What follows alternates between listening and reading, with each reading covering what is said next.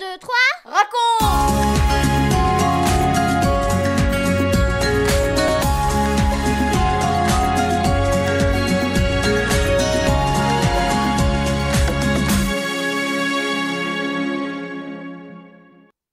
Bonjour les filles, bonjour les garçons, bonjour les parents et tous les amis. Aujourd'hui, c'est l'émission numéro 80. Le papa de Lucas et de Mia revient d'un beau voyage. C'était comment, dit Lucas. C'était magnifique, répond le papa. Dis-nous tout ce que tu as vu, dit Mia, impatiente. Allez, raconte-nous, raconte-nous. Ce n'est pas facile, car c'est complètement différent de ce que vous connaissez, mais je vais essayer. C'est comme... Eh oui, c'est comme... Le papa cherche ses mots pour décrire ce qu'il a vu et entendu. Pour terminer, il leur dit « J'espère qu'un jour, nous irons tous ensemble dans ce beau pays. » Je te raconte cette petite histoire parce qu'aujourd'hui, nous allons parler du ciel, là où Dieu habite, et ce n'est pas facile à expliquer. Comme le papa de Lucas et Mia, nous n'avons pas les mots pour en parler. Dieu lui-même a dit « Le ciel, c'est comme... » Mais c'est comme quoi? Écoute maintenant Françoise, et tu vas le savoir. Elle a invité Léa et Paul. 1, 2, 3, raconte! Bonjour Léa. Bonjour Françoise. Bonjour Paul. Bonjour Françoise. Le ciel dont nous allons parler, ce n'est pas le ciel bleu avec des nuages où volent les oiseaux et les avions. Ce n'est pas non plus le ciel des étoiles et des astres et des galaxies. Tu veux dire qu'il y a un autre ciel? Oui, un troisième ciel qu'on ne peut pas voir.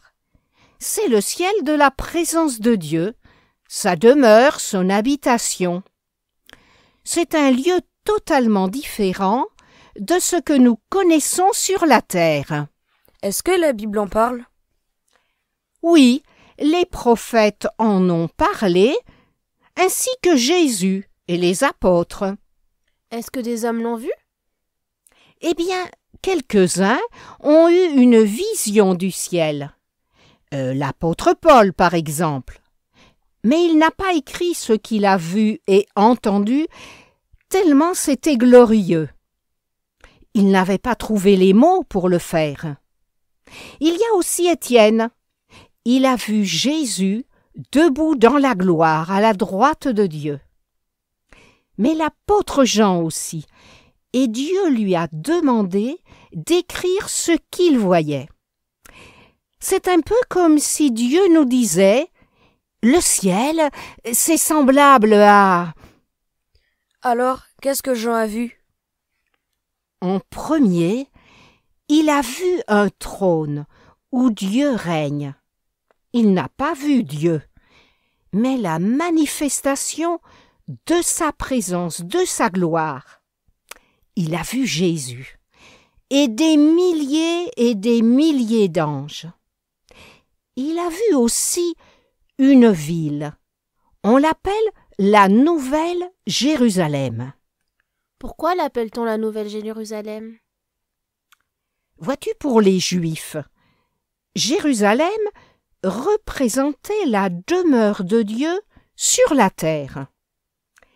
La Nouvelle Jérusalem représente sa présence et celle des chrétiens. Elle est remplie de la gloire de Dieu. Mais la gloire de Dieu, comment on peut la décrire? Comment l'imaginer? Vois-tu, c'est impossible. Comment est-elle, cette ville? Jean nous décrit cette ville avec les mots qu'il connaît. C'est limité, vois-tu. Il décrit une ville tout en or. De l'or si pur que les murs sont éclatants, transparents comme du verre pur, comme du cristal. Cette ville, elle est posée sur d'énormes pierres précieuses, colorées avec des reflets rouges, verts.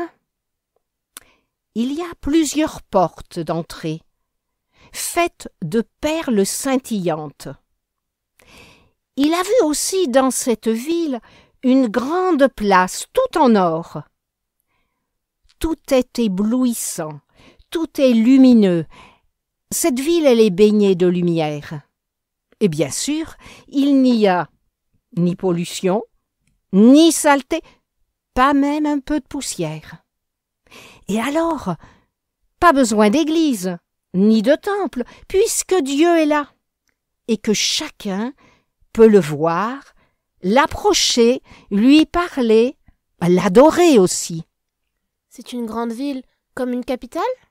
Oh, elle est encore plus grande que toutes nos capitales. Sais-tu qu'il y a un ange? Il l'a mesuré. Il a compté plus de 2000 kilomètres de côté. C'est impressionnant. Pourquoi est-elle si grande? Eh bien parce qu'elle représente les hommes de toutes les générations, de tous les siècles. Il est impossible d'en connaître le nombre. Ce qui est extraordinaire, c'est qu'elle est ouverte pour tous les peuples, sans distinction. Mais tout le monde n'ira pas. En effet, y entreront dans cette ville seulement ceux qui ont cru en Jésus, qui lui ont demandé pardon et qui se sont appliqués à faire tout pour lui être agréable. Alors leur nom est inscrit dans un livre. Il y a un livre dans le ciel? Oui, il y a un livre dans le ciel, c'est le livre de vie. Tous ceux dont le nom est inscrit dans le livre de vie seront accueillis et reçus dans la présence de Dieu. Le ciel, c'est aussi la maison où Dieu nous attend. Mais on sera comment? Tu as compris, Paul, que dans le ciel, tout est différent. Nous n'aurons pas le même corps que celui que nous avons maintenant. Ce sera un corps céleste, glorieux, comme celui de Jésus après sa résurrection. Il ne sera jamais malade, plus de virus, d'infirmité, il ne vieillira pas et ne mourra jamais. Est-ce qu'on se mariera ou est-ce qu'on aura des enfants? Non, il n'y aura plus d'hommes, de femmes, d'enfants, de vieux, de jeunes, car nous serons tous comme les anges. Mais alors, est-ce que nous reconnaîtrons nos parents, nos amis? Oui, et nous les aimerons mieux encore que sur la terre. Car tout sera parfait, et nous aussi, nous serons parfaits. Et nous ferons la connaissance de tous ces hommes, ces femmes et ces enfants dont la Bible nous parle, de tous ces gens qui ont aimé Dieu sur la terre. Tu veux dire que nous serons comme Abraham, Moïse, Samuel et les apôtres? Oui, il y a aussi un nombre infini d'anges, d'êtres célestes. Il y a bien sûr aussi Jésus. Il est sur un trône à la droite de Dieu. Qu'est-ce qu'on fera dans le ciel? Est-ce qu'on va devoir travailler? J'espère qu'on va pas s'ennuyer, hein. L'éternité, c'est long. Tu as raison. L'éternité n'a pas de fin. Mais ce ne serait pas le paradis si c'était un lieu d'ennui, de tristesse, de chagrin. Il y aura de la vie, de l'action. Comment? Nous ne le savons pas. Mais nous pouvons faire confiance à Dieu. Il a tout préparé pour que ses enfants soient dans la joie et dans un bonheur parfait. Nous pourrons l'adorer, le contempler, le servir. Nous chanterons aussi.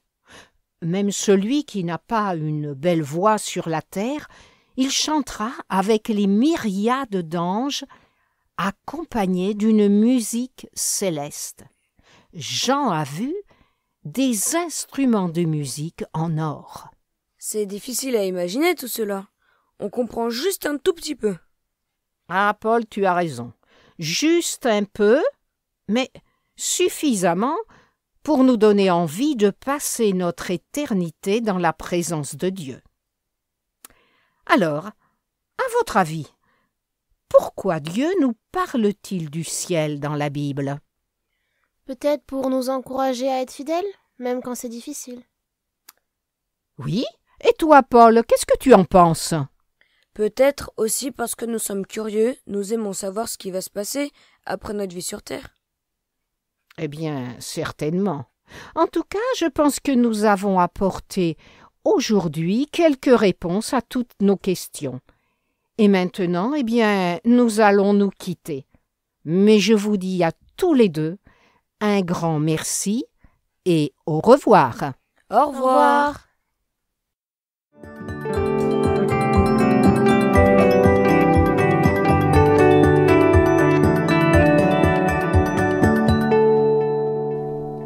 Un, deux, trois, quatre. Et toi, et moi. Quand Jésus est remonté au ciel, sais-tu ce qu'il a dit à ses disciples? Ce qu'il nous a dit? Je vais vous préparer une place, afin que là où je suis, vous y soyez aussi. Il n'y a rien de mieux que sa présence, alors je t'encourage à l'aimer toujours plus.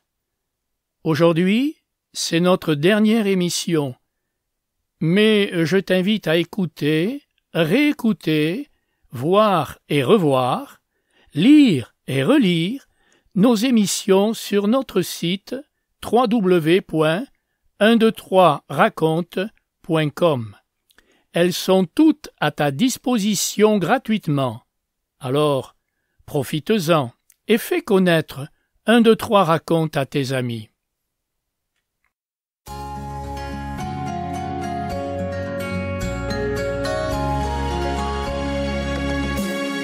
4, 3, 2, 1 et nous les parents.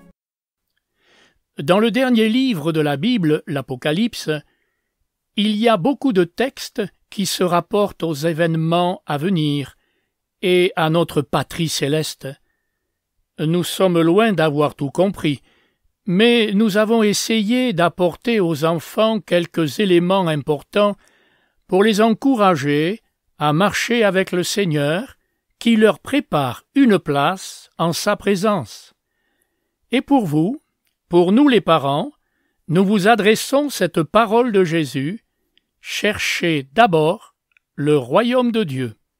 Luc 12, 31. Que Dieu vous bénisse ainsi que votre famille. Vous venez de suivre l'émission 1, 2, 3 raconte avec Françoise et Michel Zanellato, Benjamin Lamotte, Céline Girardi, Baptiste Roland, Erwan, Yuna et la collaboration de Vital Radio ainsi que 365histoire.com. Si vous avez aimé cette émission, n'hésitez pas à la partager autour de vous. À bientôt!